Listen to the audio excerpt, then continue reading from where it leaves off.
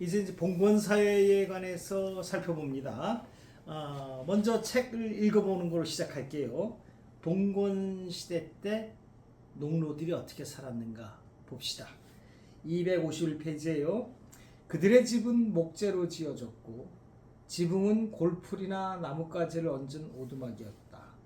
바닥은 흙바닥이었다. 음식을 데우거나 끓여 먹기 위해서 방 가운데 화덕이 설치되어 있었고 연기는 지붕에 있는 굴뚝으로 빠져나가게 했다. 침구는 흙바닥에 집을 깔거나 커다란 박스 안에 집을 깔아 만든 것이었고 대개 전 가족이 함께 잠을 잤다. 게다가 가축들도 가족의 일원이 되어 온종일 가족들과 함께 살았다. 이게 중소의 농노의 현실이었어요. 한마디로 말해서 그들의 삶은 자유를 빼앗긴 삶이었다 라고 이렇게 말할 수 있죠. 왜 그러면 중세의 농노들은 자유를 빼앗겼을까? 왜 그들은 열심히 일했는데 이렇게 가난하게 살았을까? 농사를 지면은 그래도 그럴듯하게 먹고 살 수 있을 텐데 왜 이렇게 힘들게 살았을까? 그게 정의의 관점에서 질문이 되는 거예요.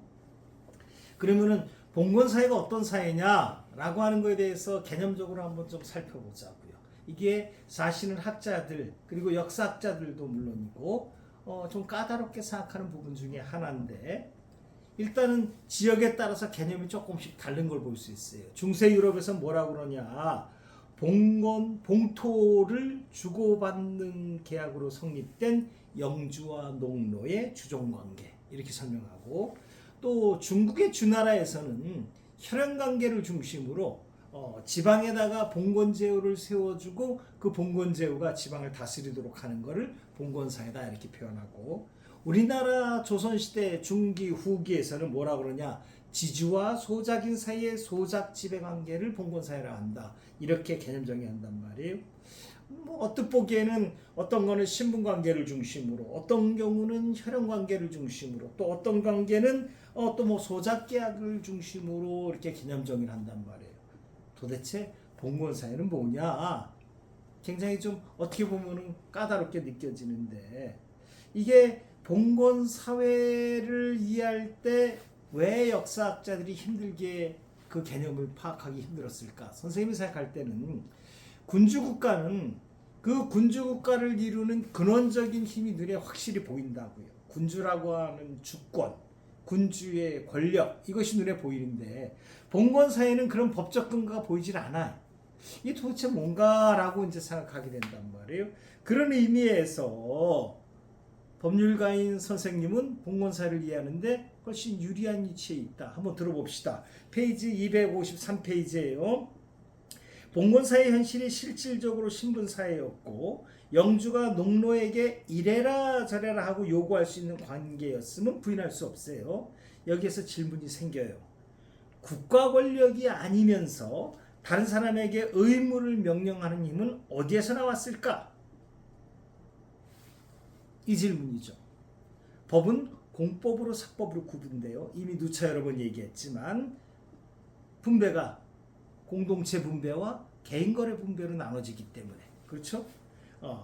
기본적으로 공법에서는 국가가 고권을 행사하는 관계이고 사법에서는 계약으로 법률 관계를 만들어 간다. 그러면은 사법에서의 강제의 근거, 의무의 근거, 그러니까 힘의 근거는 뭐다? 계약이다라고 볼 수 있죠. 그런 의미에서 볼 때 우리가 역사학자들이 쓸 때 중심적으로 쓰는 내용이 뭐냐면은 봉건사회는 계약관계다, 쌍무계약관계다 이런 표현들이 나오는데 그 표현이 타당하다 이렇게 볼 수 있는 거예요. 봅시다. 봉건사회는 쌍무적 계약관계 사회다. 지대계약, 소작계약이죠. 또 가신계약의 사회다 이렇게 설명하고 있는데 이 계약으로 설명하는 설명 옳다 이렇게 보는 거예요. 그러면 결론적으로 어떻게 얘기되느냐, 봉건사회의 법률관계가 계약이라는 것은 그 분배 질서가 뭐였다? 개인거래 방식의 분배 방식이었다라는 걸 말하는 거고요. 그러면은 이제 질문이 생긴다고요. 어떻게 계약관계인데, 계약이 뭐예요? 기본적인 아이디어가 자유주의. 내가 계약하기 싫으면 계약하지 않아도 된다 라고 그러는데 봉건사의 현실을 보라고요. 뭐예요? 철저한 신분사회였잖아요. 가진 사람이 모든 걸 결정하고 못 가진 농노는 거의 노예처럼 살아가는 사회. 이런 신분사회는 도대체 뭔가라고 하는 질문이 돼요. 질문 들어봅시다. 자유주의, 계약, 개인거래 분배가 어떻게 신분관계, 주종관계로 연결될 수 있을까? 원래 법적으로 영주는 농노, 기사와 동등한 신분이었죠. 왜냐? 국가 권력이 없는 사람들이니까. 고권은 군주만 행사하고 군주 위의 사람은 영주이건 농노를 가리지 않고 모두 고권의 객체일 뿐인 것은 너무 법률적으로 당연한 거예요. 그러나 영주는 이런저런 이유로 인해서 토지를 가지고 있었던 사람이었다라는 거예요. 반면에 농노와 기사는 토지가 없었던 사람이었다. 그러니까 어떻게 됐느냐? 이들 사이의 계약이 어떤 관계로 이루어지는지 한번 봅시다. 256페이지 볼게요. 토지의 독점 시장에서 계약 내용은 공정할 수 없었다. 독점자 영주는 이윤을 극대화했다. 영주의 뜻을 거스른 기사와 농노에게는 계약을 파기해버렸다. 가신계약 또는 소작계약의 파기는 농노와 기사에게는 자신과 가족의 죽음을 의미했다. 게다가 다른 영지로의 이동이 실질적으로 금지되던 시대였다. 소작계약과 가신계약이 불공정, 부정, 지배예속을 노골적으로 가시하더라도 기사와 농노는 어떻게 해요? 울며 겨자 먹기로 그 계약에 서명할 수밖에 없었다. 계약의 자유는 이론과 형식이었고 계약의 실질적 내용은 지배예속 관계일 수밖에 없었다라는 거죠.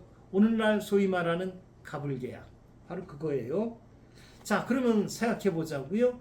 그 다음 문단 볼게요. 가불계약이 수십 년 지속되면서 영주와 기사, 농노의 관계는 사실상 신분관계로 정의되었다 이렇게 보는 거죠. 영주 자제분, 농노 자식 이렇게 표현되지 않겠어요? 그렇게 되는 거예요. 우리나라에서 이 현상은 어디서 볼 수 있어요? 땅콩 항공에서 볼 수 있잖아요. 땅콩의 재벌가의 오너는 어떻게 했어요? 비행기를 회항시킬 수 있을 정도로 막강한 힘을 가졌고 거기에서 일하는 그 기장만 해도 항공계에서는 선장이라고요. 자기가 국가 권력을 행사할 수 있는 힘을 가지고 있음에도 불구하고 누구한테 굴복했어요? 오너한테 굴복해가지고 회항을 했단 말이에요. 이런 것들이 그 이유가 뭐예요? 땅콩이 뭐 어쩌고 저쩌고 뭘 그릇에다 제대로 담지 않았다는 게 이유였잖아요. 바로 이런 것들이 뭘 뜻하는가? 가진 자와 못 가진 사이에서 이루어지는 계약이 얼마나 위험하고 불공정할 수 있는지를 보여준다라고 하는 거예요. 바로 이것이 봉건사회, 중세 봉건사에서 일어났었고 이 부분이 문제가 된다라는 거예요. 이 부분에서 하나만 더 진행해 봅시다. 뭘 진행하냐면은 많은 사람들이 이제 곧 이야기할 때 중세에서 근대로 넘어오는 시기를 뭐라고 얘기하냐면은 신분에서 계약으로라고 이렇게 표현한단 말이에요. 이건 뭐냐? 헨리 메인이라는 영국의 법제사가가 고대법이라는 책에서 이런 표현을 쓴 거예요. 그 뜻은 뭐냐? 당연하잖아요. 중세 시대는 신분관계였고 근대로 넘어오면서 우리가 계약사회, 자유주의 사회로 넘어오니까 신분에서 계약관계로 넘어왔다. 그러면서 어떤 표현이냐면 속으로다는 계약은 무조건 좋은 것, 신분관계는 나쁜 것 이렇게 얘기했어요. 근데 선생님의 관점에서 볼 때 봉건사회가 어떤 사회였나요? 중세 봉건사회가 계약사회였잖아요. 계약에 의해서 신분관계로 나아간 사회였고 다시 말해서 계약이라는 본질적 부분은 근대사회나 중세사회나 똑같았다. 그런 의미에서 볼 때 이 토마스 메인이 쓴 신분에서 계약으로라는 이 표현은 선생님 입장에서 볼 땐 역사적으로 완전히 새롭게 반성하는 의미에서 새롭게 생각해야 된다는 게 선생님의 생각이에요. 일단 봉건사회가 계약사회였다. 이 개념만 분명하게 이해하는 것. 그래서 이것이 개인거래 사회였다. 이것을 이해하는 것으로서 일단 할게요.